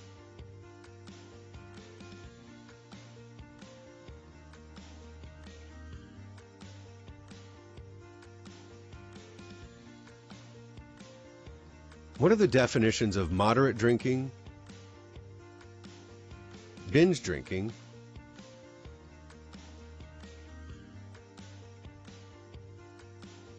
and heavy drinking?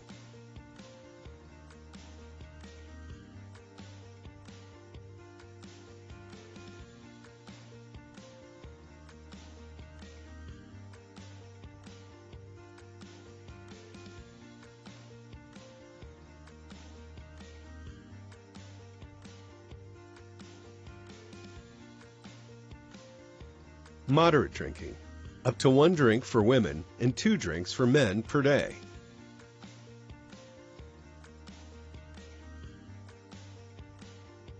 Binge drinking, 4 drinks for women and 5 drinks for men on the same occasion.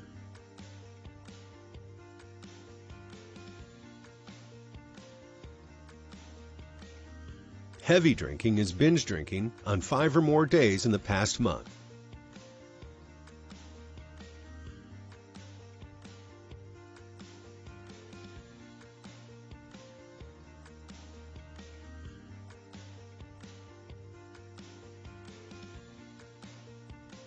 Which parts of the body are affected by alcohol abuse?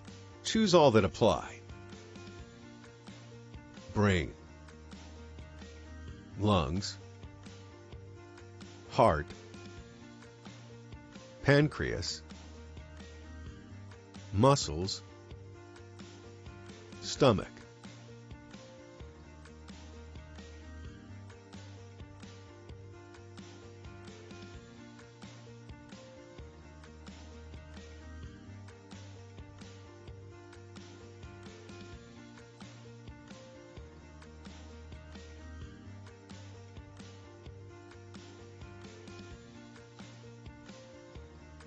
All of these are correct.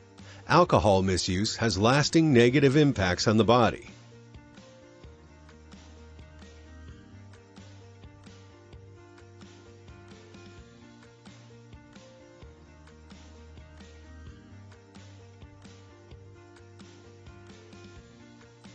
Employees are prohibited from consuming alcohol within how many hours of the performance of safety-sensitive duties? 4, 6, 8, or 12 hours.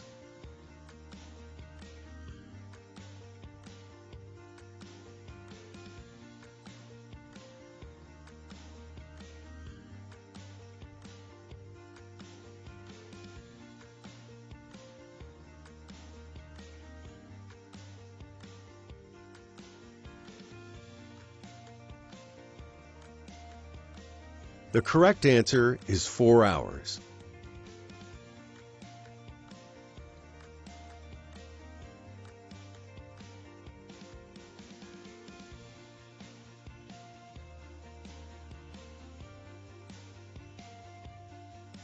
True or false? An employee who consumes alcohol while on call for safety-sensitive duty has not violated the federal rule as long as they acknowledge their alcohol use when called for duty.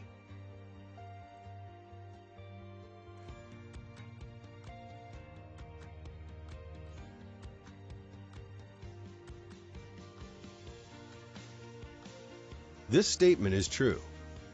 If an on-call employee acknowledges the use of alcohol when called for duty, but claims that he or she can perform their safety-sensitive duties, the employer must first perform an alcohol test.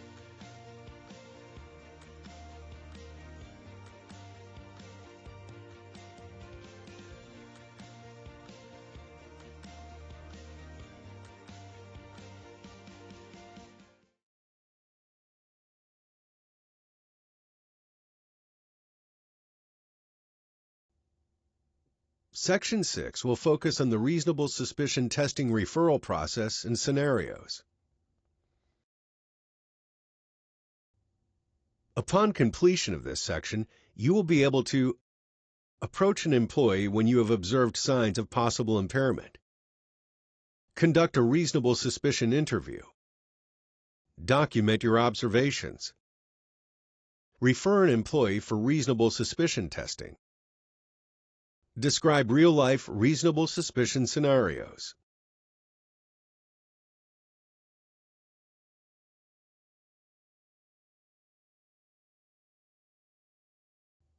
The first step in this process is observation. Observation is an ongoing activity.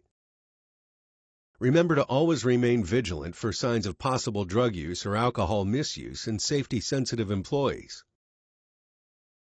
The reasonable suspicion process begins as soon as you've noticed specific signs of potential impairment related to an employee's appearance, behavior, speech, or body odor.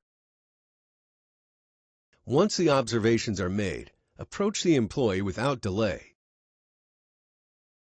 The most important part of the process is preventing an impaired employee from performing duties that may jeopardize the safety of others.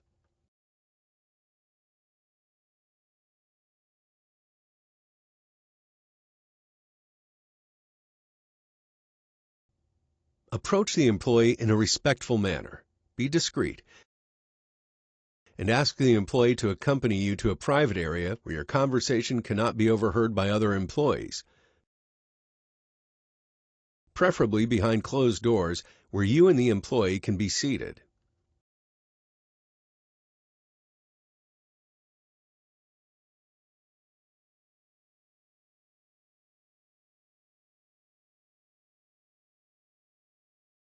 You might begin by simply asking the employee how they're feeling today.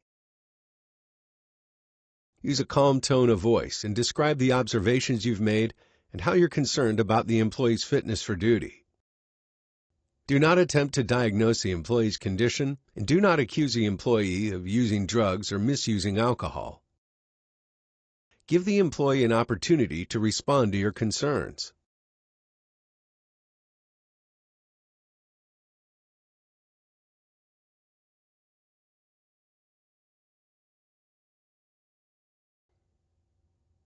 Listen while the employee responds to your concerns. Anticipate that the employee may become defensive or argumentative. Remain calm and stay on point. Acknowledge the employee's response and explain that the reasonable suspicion testing process is used to rule out that the observations you have made stem from drug use or alcohol misuse.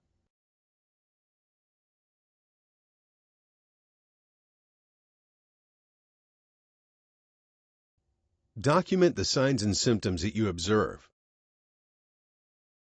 the time that the observations were made, the employee's response to your observations, and, if relevant, the behavior of the employee during the interview.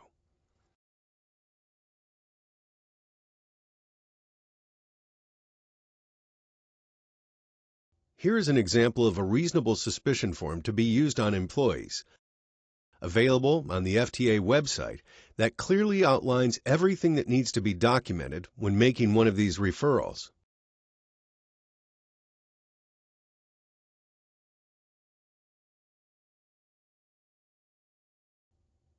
The referral itself is the conclusion of your interview. Remember that reasonable suspicion testing is used to rule out drug use or alcohol misuse as a cause for the observations you've made.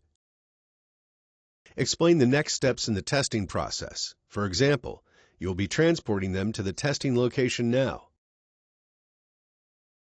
Address any questions they may have and confirm their understanding.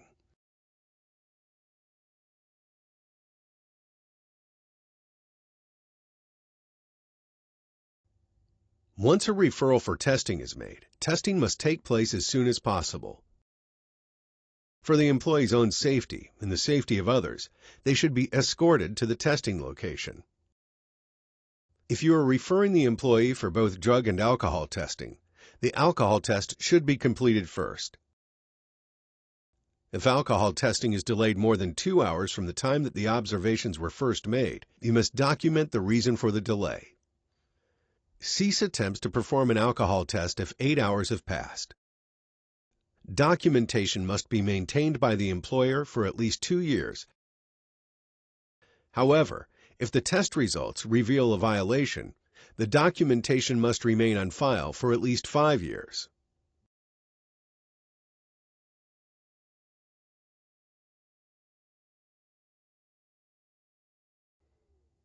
If the reasonable suspicion test reveals a positive drug test and/or alcohol violation, the employee must immediately be removed from safety-sensitive duties and provided a list of DOT-qualified substance abuse professionals for evaluation and treatment.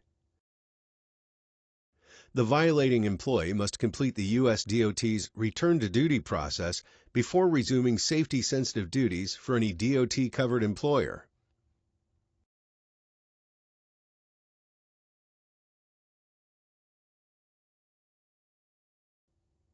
Please do not be discouraged if prohibited drug use or alcohol misuse is not revealed through the testing process.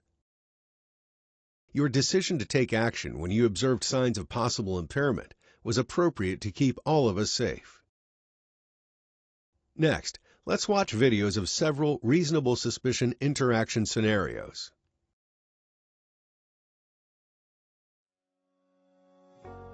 The following scenario provides an example of how to conduct an interview after observing signs of impairment.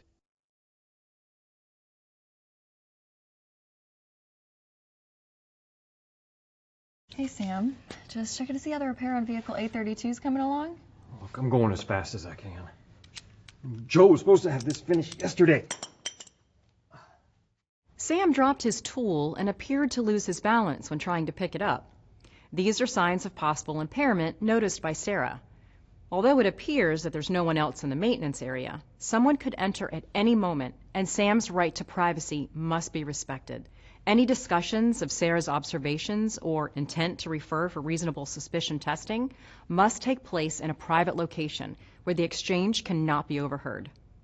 So how was your brother's birthday party over the weekend? Did you have a good time? Yeah, it was a lot of fun.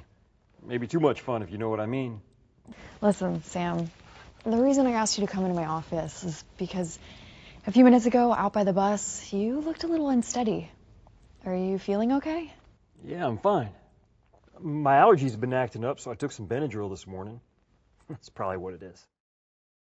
After calmly inviting Sam to her office, Sarah started with small talk, which gave her an opportunity to see Sam close up and determine if there are visible signs of impairment in his appearance. During the conversation, Sarah noticed that Sam's eyes appear to be glassy and red. These observations, along with the lack of coordination exhibited when he dropped the tool and lost his balance, are specific and current signs of impairment shown by Sam's appearance and behavior. Because Sarah knows it's not her job to determine if Sam's impairment is caused by drugs, alcohol, or the medication he has taken, she will document the circumstances and observations and refer Sam for reasonable suspicion drug and alcohol testing. My allergies have been acting up, so I took some Benadryl this morning. That's probably what it is. Okay. I can understand how that could be the case. I know that stuff really affects a lot of people. But here's the thing, Sam. I'm noticing that your eyes are glassy and red, and I saw you lose your balance when you went to pick up the tool that you dropped. Although this could be side effects from allergy medication, I'm going to need to refer you for reasonable suspicion testing, just to rule out drugs and alcohol as the cause of what I've observed. This is ridiculous. All I did was take some allergy medication. I'll call him Roger, my union rep. I need someone on my side. You guys are always trying to find ways to mess with me. Sam, that's fine. You can call Roger, and I'll step out for a few minutes to give you some privacy. But just so you understand, the referral for testing is going to move forward. Roger's not in today, and I'm not permitted to wait until he's available. Whatever. This is crazy. Do what you gotta do. I was planning on quitting this job anyway. Okay, Sam. But just as a reminder, the policy you received when you were hired explained that you were subject to reasonable suspicion testing. I'm a trained supervisor, and it's my job to make sure that safety-sensitive employees are fit for duty. If your signs and symptoms are from allergy medication, the situation will be quickly resolved through testing. I'm going to give Lisa Moore a quick call. She's our agency's drug and alcohol program manager, and she'll arrange for the testing, and then I'll take you to the testing site. So give me just a minute. I'll be right back with Lisa. Hey, you know what? Never mind. I'm quitting. That's your decision. But you have to understand that your refusal to submit to testing does have consequences. It's the same as a positive result, which means you're not going to be eligible for another safety-sensitive position until you go through the USDOT's return to duty process. Why don't you let Lisa explain further, and then you can make your decision. Sarah did well and remained calm and direct throughout her interview with Sam. She acknowledged the reasons Sam offered for the signs of impairment, and she made sure to explain the test is required to rule out alcohol misuse or drug use. Sarah did not allow the situation to escalate, even though Sam became defensive.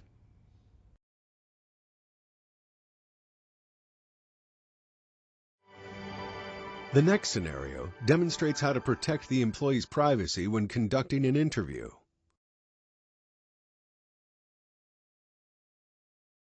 Morning, Tony. How's it going? What route am I running this morning? Hold on a minute, Taylor. I need to have a quick word with Matt. Hey, Matt. I think I smelled a bit of alcohol in Taylor's breath. Did you notice anything when you were talking to her this morning? No, sorry. Every candidate for reasonable suspicion testing has a right to privacy. When Tony raised his suspicion about Taylor with Matt, who is not a trained official, he violated that right.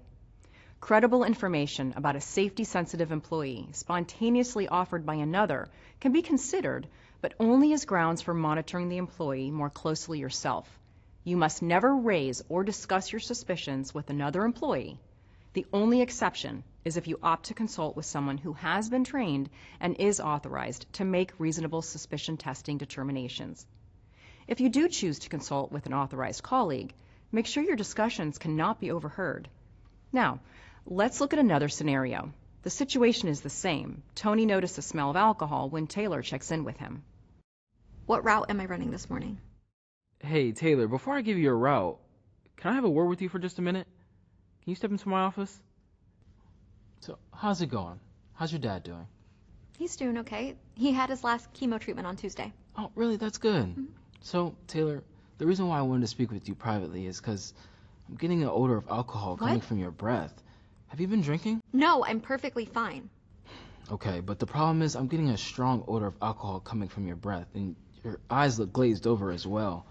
I just want to make sure that our passengers are transported safely, so I'm going to have to refer you for reasonable suspicion testing. What are you even talking about? You're not even my direct supervisor. You can't do that. Actually, I have been trained and authorized to make these kind of decisions. And I can't ignore what I've smelled. Although I'm not your direct supervisor, I am the person that drivers report to each morning to make sure they don't get behind the wheel if they aren't fit for duty. Look, the drug and alcohol program manager doesn't arrive till 8, so I need you to go wait in the break room, and I'll come get you when Catherine arrives, and she'll take you for the test. Fine, whatever. You know what? How about I just leave and go home then? It's not a good idea, Taylor. You reported for duty this morning. If you didn't think you were fit for duty, then you shouldn't have come in. I'm sorry, but this is the way it has to be. Please go wait in the break room. Once a trained official has determined that a reasonable suspicion test is necessary, the testing should not be delayed pending a second opinion or the arrival of another company official. Internal processes and training should ensure that supervisors have the tools they need to perform testing as soon as possible after a reasonable suspicion determination has been made. To ensure the employee's safety, you should escort them to the testing location or arrange for another authorized personnel to take them for testing. If alcohol misuse is suspected, alcohol testing may only be performed when the observations were made just prior to, during, or just after the employee's performance of safety-sensitive functions. Now, let's watch the end of the interview and see how Tony makes the referral correctly. Actually, I have been trained and authorized to make these kind of decisions. And I can't ignore what I've smelled. Although I'm not your direct supervisor, I am the person that drivers report to each morning to make sure they don't get behind the wheel if they aren't fit for duty. I'm going to call our testing provider who will come on site to perform the testing. Do you have any questions before I call them? No, I understand. Okay, hang out here for a minute while I make the arrangements. Okay, Taylor, the arrangements have been made. You can wait here in my office and I will come get you when the testing provider arrives. The final scenario illustrates another example of a reasonable suspicion interview.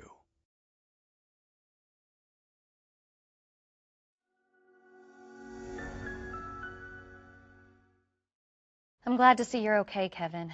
There were no injuries, thank goodness, and both vehicles are drivable, so this accident doesn't meet the thresholds of FTA post-accident testing. All right. That's a good thing. Are you okay, Kevin? Did you hit your head, or do you need medical care? I'm concerned because you don't seem like yourself. No, I didn't hit my head. I'm okay, just a little shaken up. I would just like to go home, and I don't think I can finish my shift. Okay. Well, the police are wrapping things up here. I'll take you back to the office. Although Kevin lets Amy know that he was not hurt in the accident, he appeared disoriented, slow, and his speech was slurred. These could be possible signs of impairment and should require further investigation. Although the accident itself did not meet the requirements for FDA post-accident testing, Kevin can still be referred for testing if there is a reasonable suspicion of impairment. Thank you for sitting down with me. I just want to make sure you're okay. Yeah, I know. I just want to go home. I've known you for a long time, Kevin, and I've never seen you look so disoriented, and it seems like your speech is slurred. Have you taken any medication? No, no medication. It's like well, I just want to go home and go to bed. During the conversation between Kevin and Amy, Kevin continued to exhibit disorientation, and his speech was slurred. The unusual pauses in his answers are signs that he is having difficulty concentrating. These signs of impairment Amy is witnessing require a referral for reasonable suspicion testing. Although the signs could have another cause, the possibility of Kevin being under the influence of drugs or alcohol must be ruled out. Let's watch Amy refer Kevin for reasonable suspicion testing. I'm sorry, Kevin, but unfortunately you can't go home yet.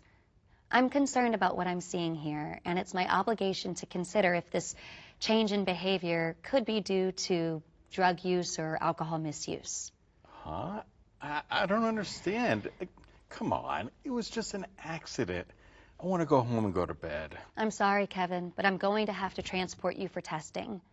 Do you understand why I need to do that, and do you have any questions? Well, I guess I do. What if I don't agree? I thought you said the accident didn't meet the criteria for testing me. That's right. But the accident isn't what's prompting testing. I'm making a reasonable suspicion testing referral because I'm observing signs and symptoms that could be indicators of drug use or alcohol misuse. It's my obligation as a trained supervisor to carry out testing when I see these indicators. It's important for you to know that if you refuse to take the test, it constitutes the same action as a positive test result. Do you understand the severity of this? Yeah, okay. Whatever. Let's go. These were just a few scenarios of situations you could encounter when dealing with reasonable suspicion testing. It is important to stay vigilant and trust your gut when it comes to dealing with reasonable suspicion. Remember, these referrals prevent injury, save lives, and keep the public safe. Assistance is available for those who may be struggling with substance abuse. Contact the Substance Abuse and Mental Health Services Administration by calling the number on the screen or by visiting the web address shown on your screen. You may alternatively call or text the 988 Suicide and Crisis Lifeline.